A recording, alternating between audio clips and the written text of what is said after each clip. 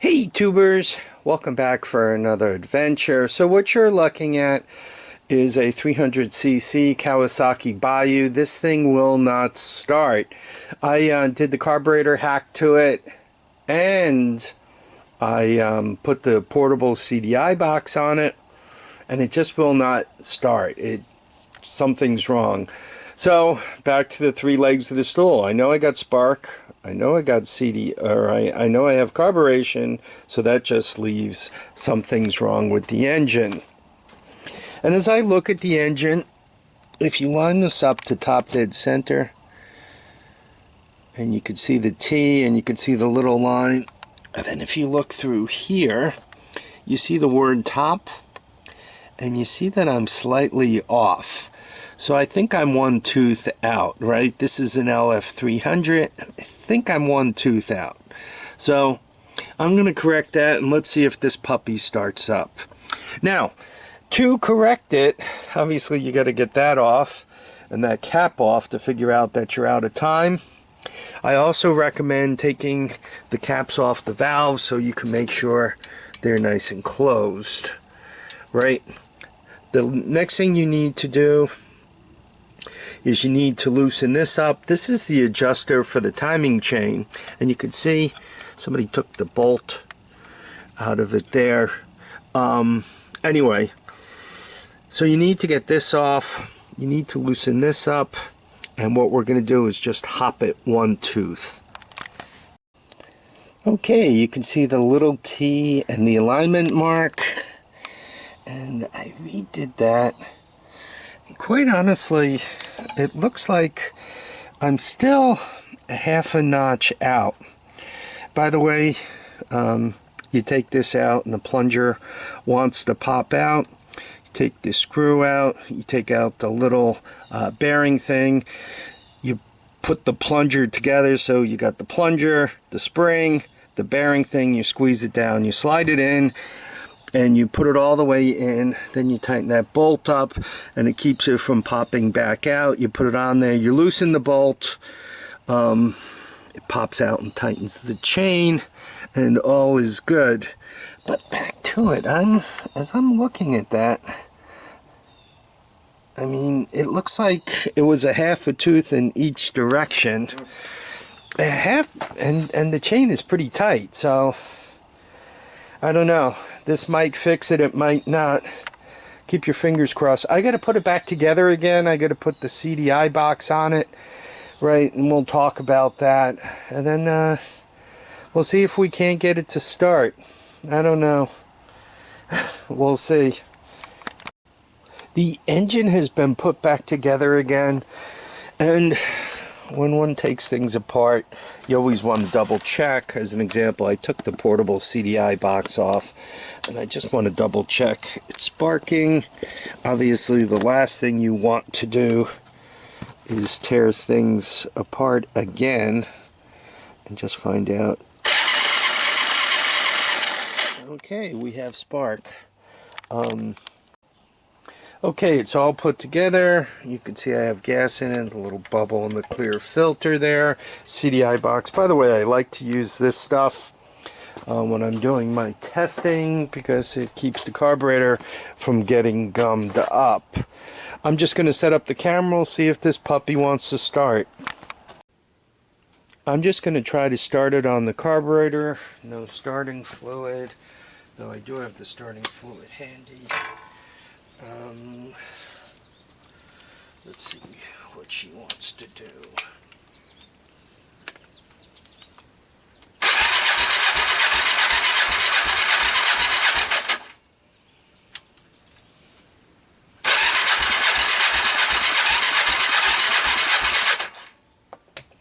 Got a whole lot of nothing going on here. That's not good.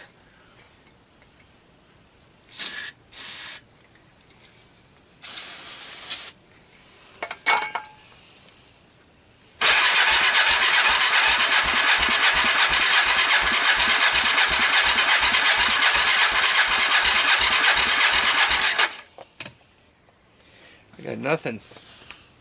What's interesting is I just saw some smoke blow out of here. That's normally not a very good sign, is it? Okay, one more try before it's the great give up. So that's on, not giving up permanently, but let's try it with choke and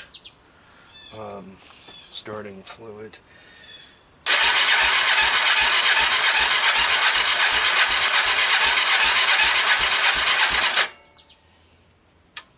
We got a whole lot of nutting.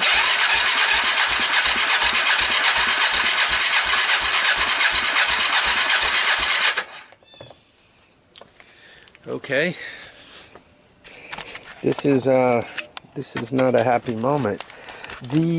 This engine had kind of lousy compression, so I was hoping with all the turning over and pumping oil through it and all, maybe it would recover a little bit. Remember, it was coming in about 60. 60 is a little low. You really need 90 or so for an engine to start. So let's put the leak back tester on it and see where the compression is going.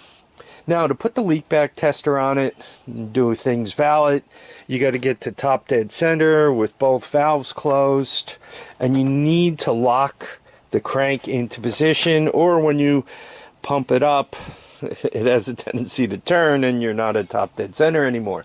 So I'm going to do that, and we'll see what the leak back tells us.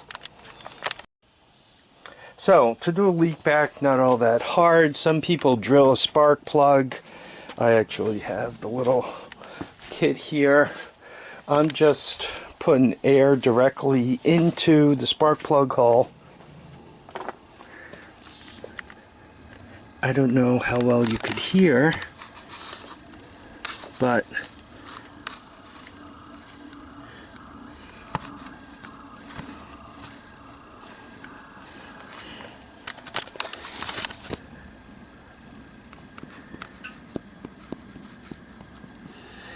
obviously I have leak by my intake valve. You can really hear it when I put my hand here and feel it. So I got one trick left. Old Harvey's running out of tricks, and let me show you this one. Basically what I'm going to do is I'm going to assume there's some junk on the intake valve from it sitting around. This thing also caught fire. I mean, you could see crispy critter here. So I'm going to take the valve cap off and tap on the valve a little bit, and maybe we could get it to seal. Okay, to tap on the valve, obviously you need a way of applying that tap to it, so I'm just going to tap on that 10mm socket. But one of the things you do want to do, you want to get it off of top dead center, because just in case you tap it in a little too far, you really don't want to, you know, start smacking the valve into the piston, right? That would just be poor form. So I'm going to give this a couple of whacks, not too hard, you know, just you can kind of feel it when it's bouncing. So I'm going to hold it with one hand and tap it with the other. So hopefully we get a seal. So here we are. You know, when I'm troubleshooting, I like to adjust them so that they're rappy-tappy loose. I'd rather hear them and have the engine start than not hear them and have the engine not start. The valves have been tapped on, and I've just gone back to the compression test. Remember, it was coming in somewhere around 60. By the way, you could see the tops off the carburetor, the choke's open, right? So it could breathe. And let's see what we get.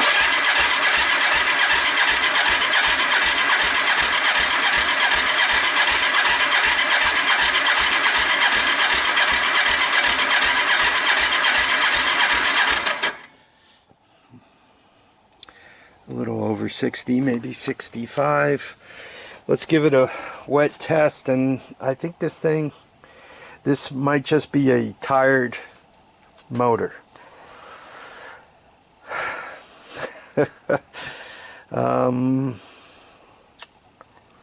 It's one that to fix it, one's going to have to go into it. But let's throw some oil in there and see what it comes in again. By the way, when you do a wet compression test, remember the oil not only seals the rings up, but the little bit of oil around the valves also tightens them up a little bit, right? These are, remember, slappy loose, so it's not like they're too tight. I put oil into it. Let's see what she does now.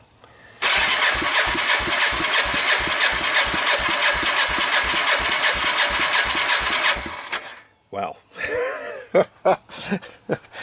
I think the rings are probably just blowing out of it. I'm going to put some more oil into it and attempt to start. You know, who knows? Maybe it'll trick itself into firing up.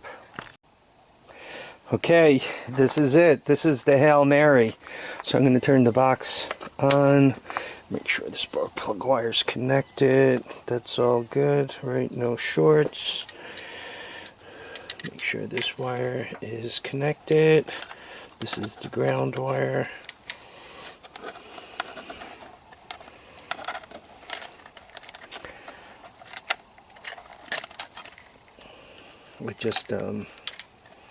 I just got a surprise phone call giving me like 5 minutes before I have to be somewhere else doing something else. So I do want to take my time and get this all right. I want to give you guys a cold start.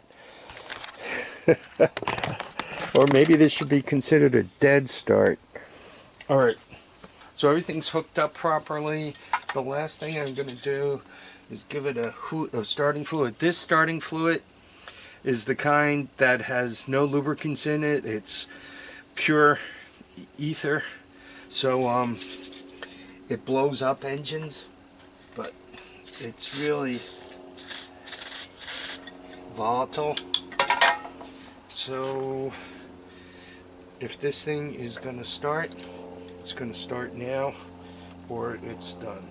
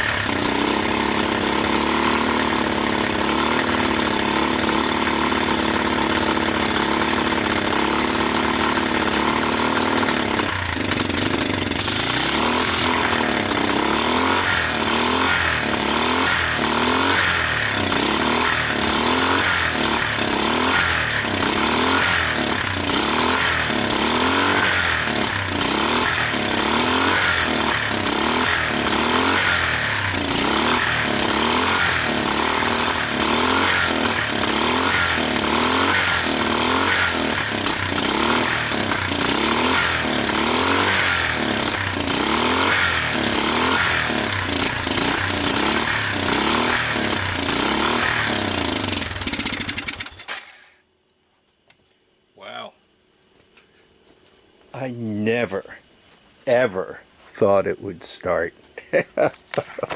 How's that for pulling one out of your butt? Anyway, so it starts, it runs, it moves, the valves seem to be sealing enough. I think it's just worn out. I think it just has no compression. Luckily, now that it's started, and you noticed I was gunning it, I was trying to get as much oil moving through it as possible in hopes of breaking things in, sealing them up, getting it in good shape.